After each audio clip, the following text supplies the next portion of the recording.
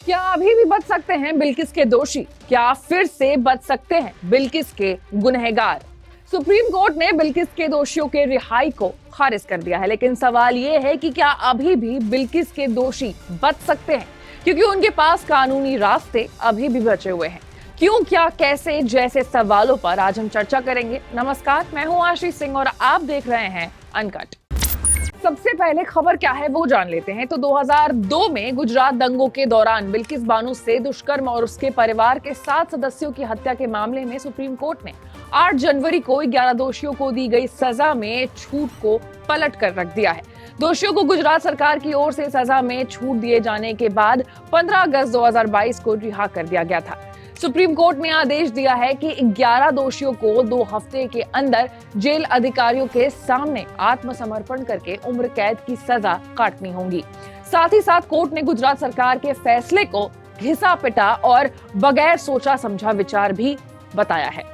अब कैसे दोषियों के पास कानूनी रास्ता बचा हुआ है उसके बारे में बात करते हैं। तो आपको बता दें कि बिल्किस बानो ने सबूतों के साथ छेड़छाड़ और गवाहों को खतरा होने की आशंका व्यक्त की थी, जिसके बाद गुजरात हाईकोर्ट ने मामले की सुनवाई अहमदाबाद से मुंबई शिफ्ट कर दी थी। वहीं पीटीआई के अनुसार बिल्किस बानो के 11 दोषी महाराष्ट्र सरकार से अपनी सजा माफी की गुहार लगा सकते हैं। जस्टिस बीवी नगरत्नम और जस्टिस उज्जवल की बेंच ने अपने 251 पेज के फैसले में कहा कि गुजरात सरकार ने महाराष्ट्र की शक्तियों को छीन लिया था, जो महाराष्ट्र केवल फैसला सजा में छूट मांगने वाले आवेदनों पर विचार कर सकता था। सुप्रीम कोर्ट ने अपने फैसले में कहा है कि गुजरात सरकार के पास इन दोषियों को दी गई सजा की माफी वाले आवेदनों पर विचार करने का कोई अधिकार नहीं था और केवल उस राज्य की सरकार ही ऐसे आवेदनों पर विचार करने के लिए सक्षम थी जहां अपराधियों पर मुकदमा चलाया गया और सजा सुनाई गई थी। बेंच का कहना है कि हम एक और कारण से ऐसा कहते हैं। अगर दोषी कानून के अनुसार सजा में छूट की मांग करते हैं तो उन्हें जेल में रहना होगा, क्योंकि वो जमानत पर या जेल के बाहर छूट की मांग नहीं कर सकते हैं। अब बचने के लिए सभी 11 दोषी फैसले के खिलाफ सुप्रीम कोर्ट के समक्ष रिव्यू पिटीशन दायर कर सकते हैं। दोषी जेल में कुछ समय बिताने के बाद माफी के लिए आवेदन कर सकते हैं। इसके लिए महाराष्ट्र सरकार से अपील करनी होगी। भारत के संविधान का अनुच्छेद 137 सुप्रीम कोर्ट को अपने किसी भी पिछले फैसले या आदेश की समीक्षा करने की अधिकार देता है। सुप्रीम कोर्ट के नियमों के अनुसार एक रिव्यू पिटीशन 30 दिनों के भीतर दायर करनी होती है। जिस निर्णय या आदेश की समीक्षा की मांग की गई है उसे उसी पीठ के समक्ष रखा जाना चाहिए जिसने निर्णय सुनाया था।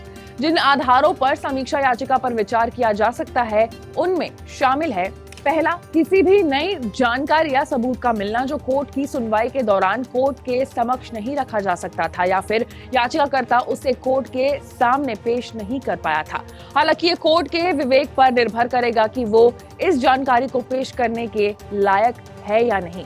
दूसरा, कोर्ट का फैसला सुनाने के दौरान कोई गलती हुई हो या तीसरा, कोई ऐसा कारण जो कोर्ट के हिसाब से फिट बैठता हो। अब 2 हफ्ते के अंदर सभी दोषियों को वापस आना है, लेकिन फिलहाल मैक्सिमम दोषियों का फिलहाल कोई अता पता नहीं है। 11 में से कम 9 दोषी मौजूद समय में अपने अपने घरों से गायब है। उनके बारे में ना घर वालों को पता है, ना आस पड़ोस पे किसी को कोई जानकारी है। सुप्रीम कोर्ट के फैसले के कुछ घंटे बाद जब कुछ मीडिया वाले गुजरात के दाहोद में दोषियों के गांव पहुंचे तो वहां उनके घरों के दरवाजों पर ताले लटके मिले। बताया जा रहा है कि फैसला आने के बाद से ही वो फरार चल रहे हैं। अब इस मामले में जो भी अपडेट होगी सबसे पहले अनकट के ऑडियंस को मिलेगी, लेकिन उसके लिए आपको अनकट को लाइक, सब्सक्राइब और शेयर करना होगा। मैं थी आपके साथ आशीष सिंह।